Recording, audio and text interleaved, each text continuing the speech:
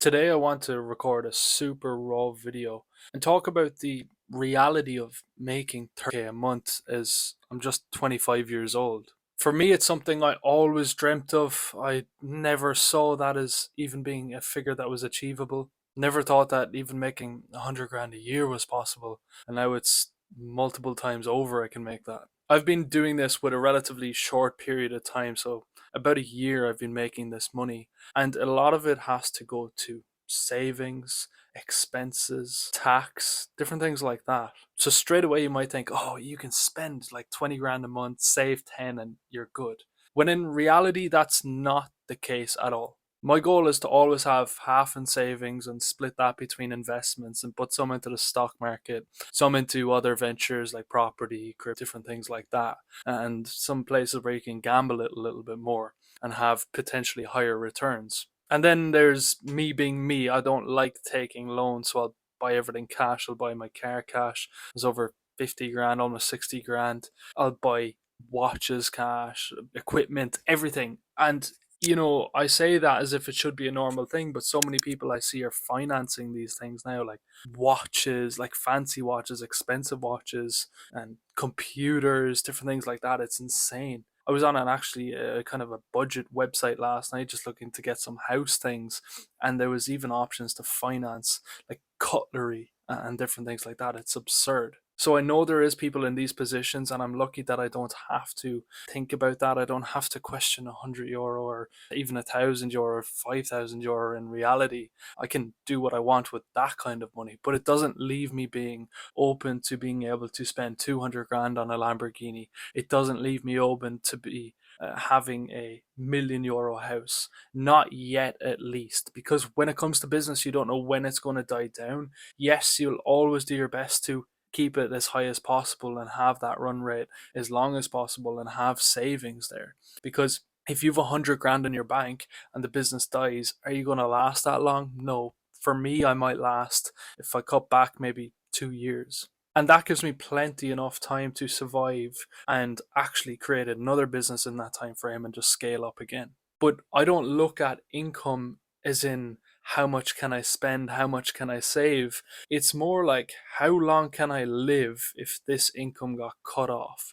And that was a mentality that changed for me as soon as I left my 9 to 5 a bit over a year ago, about a year and 2 months ago, when I packed it in, was how long can I survive? Not how much do I have saved now? Do I have 5 grand saved? Do I have 10 grand saved? I'm like, no, I'm working it out. Oh shit. I'm spending 5 grand a month. 60 grand will do me 1 year. So 120 grand will do me 2 years. Oof, I need to push that out. I need to push it out further. I need more and more security. And you actually value that security a whole lot when you are self employed and you're completely depending on yourself. Now, with that becomes more pressures because when you've more saved up, you're more willing to spend and splurge on things that are, quite frankly, just stupid and wasteful. I try to keep myself very in check and in control with that stuff, and I actually buy myself personally very little, and most of the money goes into investments and making sure everyone around me is essentially covered to a certain extent and nobody's struggling with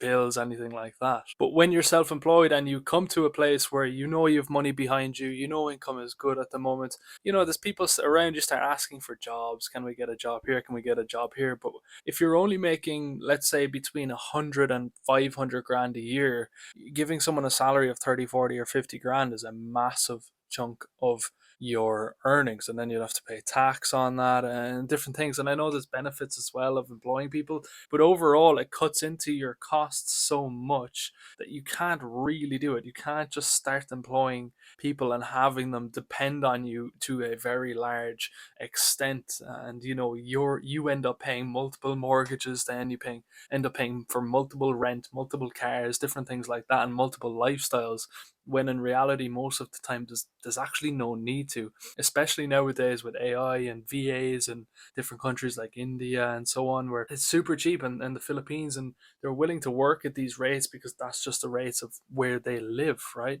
So it makes sense when you live in a first world country to use a VA that's in a third world country, and everyone makes money, everyone profits, everyone does well from the transaction. It's a fair transaction on both ends, because for me, I need to make more money. I live in an expensive country, Ireland, but For someone that's in the Philippines, they only need to make a few dollars an hour and then they're happy. So it's completely different situations and it depends on the factors. So for me, employing someone in Ireland, I need to pay 30, 40, 50 grand at least. It just doesn't make sense. And a lot of the time, they'll end up doing less work than the VA would. So what I've realized, the more money you make, the more pressure there is, and the more things can go wrong. When I was making like say a few grand a month and I was still working my 9 to 5, and I was making maybe the same money. I was making about 3 grand a month with my 9 to 5 and making, let's say, 2, 3, 4 grand a month with my business at the time, and then it scaled up quite quickly. But when I was making that, there was so much less pressure, less stress. It was like, whoa, I'm rolling in the dough, and you appreciate like an extra 1,000 or an extra 2,000 a month so much more. Whereas now, if I see an extra 1,000 or 1,000 less, it makes no difference. It makes no odds. But at the same time, there's more stress to have that, and there's more money has to go out, but there's more money that then has to come in, and it's just more. There's more transactions. There's more shit going on in your head, and you end up getting more conscious. You're a bit frustrated at times. You need to make sure this and that is correct. And I've two businesses, so I'm trying to run both of them. Then I'm invested in other different things as well. So it's like you could have 5 or 6 or 7 things going on at once, and you don't really stop working, right? So even here for me, it's actually 9:35 at night, and I'm making this video on a Friday, and I'm making this video just speaking raw to you. And most people are out getting ready to go to the club, right? Most 9 to 5 employees are ready to go to the club. They're ready to enjoy their weekend, whereas I'm here working. And that means that I can have an absolutely fantastic car. It makes me know that I never have to worry about a bill. I never have to worry about the money. But you don't really get to enjoy yourself to a certain extent in the beginning. There was days where I worked 18 hours, got 4 or 6 hours sleep if I was lucky. I've had many days and nights like that. And I used to hate sleep. I used to think, what a waste of time, especially when I was working my 9 to 5 and building the business. And then when I left my 9 to 5, it was much better because I was able to actually sleep out a little bit. But I've done so many days, 18-hour days, 16-hour days, and struggled. And again, this is still today, this for me so far is about a 14-hour day. I'm still working. To be honest, I enjoy it. It's more satisfying to me for me to do this than to go to the club and actually go out drinking, and then your next day, your Saturday is wasted. Whereas tomorrow I can go out and enjoy myself and get a nice walk, get a run in, and my fitness is good, my health is good, and that's important to me. So my main point here being is the more money you make, the more stress you will have. But there is a certain point and a certain level. I think it's that for me, it's around that 5 to 15, maybe even 20K a month, where it's relatively stress free to a certain extent. There's pressures, absolutely, but when it starts going beyond that, it really does start becoming difficult, and your stress levels end up going way up in the air. And especially, I've done 40K months as well, and there's massive pressure and massive workload when you do get to that point. And obviously, there's ways you can outsource it and have a team, etc., but you want to keep margins down and make sure you're keeping as much money on the table as possible for yourself, right? So yeah, that's kind of the reality of what it's like. I might make another video of the reality of what it's like making this kind of money and living in Ireland, because it's not an easy country to live in. Even when you do make what feels like a lot of money, I still can't get a mortgage yet. I can't do really anything with my money. I'm thinking about buying cash for houses, different things like that. And realistically, I'm going to be moving to England, into the UK at least, Scotland, England, whatever it may be, and look at investing in property there. That's what I'm doing at the moment.